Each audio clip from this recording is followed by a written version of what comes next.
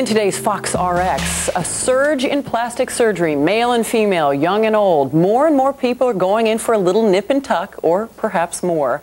It can certainly produce dramatic results. For example, Linda Tripp, the woman who blew the whistle on Monica Lewinsky, post-op, she looks like an entirely different person. Well, Tripp's work was done by Beverly Hills plastic surgeon Dr. Geoffrey Keys, who joins us now. Dr. Keys, hello and welcome to you.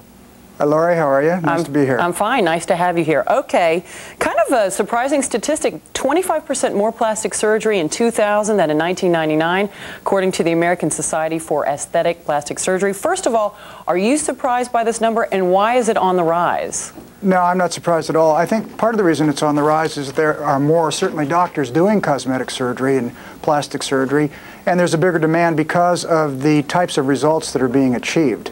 But there are also some people performing procedures who may not be qualified. Isn't that right? Well, what's happened in healthcare today is that there are physicians who no longer are in private practice in the specialties that they were originally practicing in, and they're seeking other ways to augment their practice, and they're stepping out doing procedures possibly that they didn't have specific training for. And as a potential patient, you have to be careful with that. And we'll get to that in a minute, but let me ask, isn't that illegal, and how are these doctors getting away with this? Well, any doctor is a physician and surgeon and can do pretty much any type of surgery that he or she wants to do if they're doing it in an outpatient setting.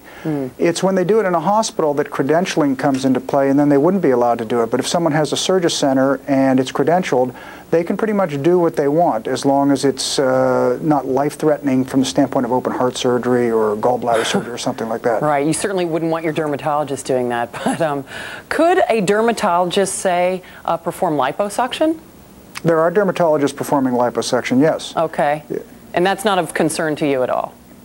Well, I mean, you know, liposuction per se, there are dermatologists who have learned to perform liposuction, and I'm sure they do a fine job. My particular preference is to have a surgeon do surgery.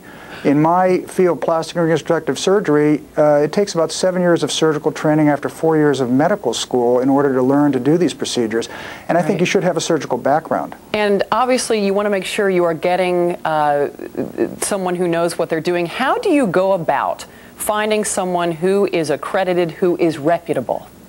Well, the American Society of Plastic Surgeons has an 800 number that you can call to find out if someone is a board-certified plastic surgeon, and that's the first step. You want somebody who is board-certified in plastic surgery. Once you've done that, you can talk to other doctors about the physician in your community. You can talk to patients. You try to find out as much information about the surgeon as you can. Okay, let's take a look at one of the more popular plastic surgery procedures, and that is rhinoplasty, better known as a nose job. What are we looking at here? Well, this is an attractive young woman who really had a lot of the focus of attention of her appearance on her nose because she had a big bump on her nose, if you will, which is made out of bone and cartilage. And you can see once she's had what's called a rhinoplasty, she has a softer, nicer look, and the nose is no longer a focus of attention but blends with her face a little bit better. That's really dramatic. Is there anyone who should avoid rhinoplasty?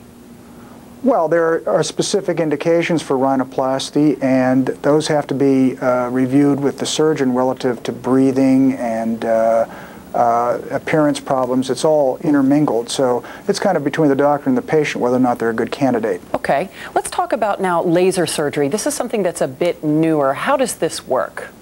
Well, there are different types of lasers. I'm using currently the CO2 laser, and I use it in conjunction with facelifts. And what it does is the facelift helps with some of the bigger wrinkles, and then the laser cleans up some of the smaller wrinkles. And this woman in particular had a facelift, but also she had a carbon dioxide laser procedure that, as you can see, took away a lot of the fine wrinkles. Wow. Of course, she has makeup on, but that won't cover up the fine wrinkles.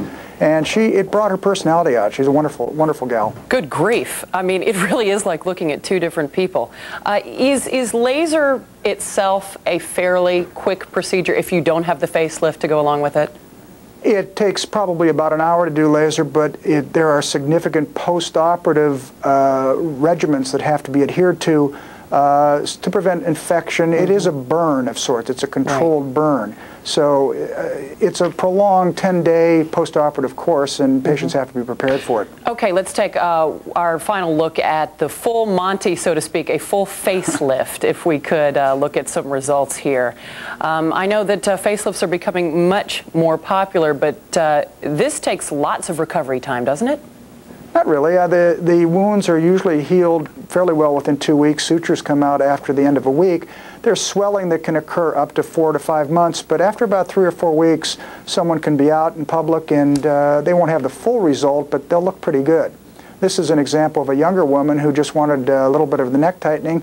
Here's a woman who's a little bit older and had a little more fat in her neck that was removed, and the jawline was straightened out a little bit.